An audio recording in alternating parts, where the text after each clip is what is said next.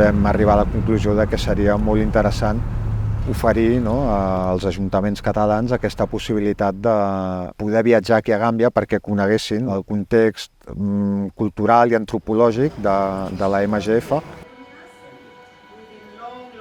Hemos tenido la suerte de que el Fons Català de Cooperació, que reúne a los ayuntamientos, pues haya entendido un poco esta circularidad y podamos seguir haciendo este trabajo tanto en origen como en destino, formando a profesionales de estos ayuntamientos que están en contacto directo con la familia.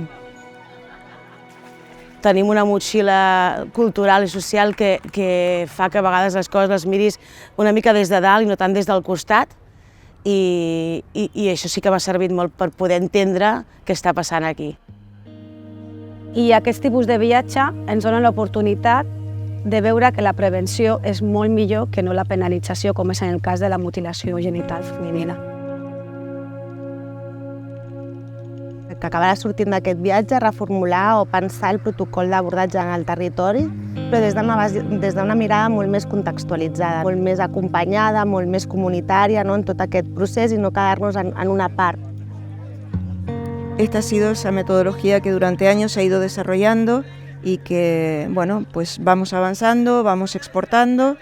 y hay que estar pues vigilantes, hay que estar en el terreno y hay que seguir apoyando acciones que promuevan el enraizamiento precisamente de estos cambios que se están produciendo.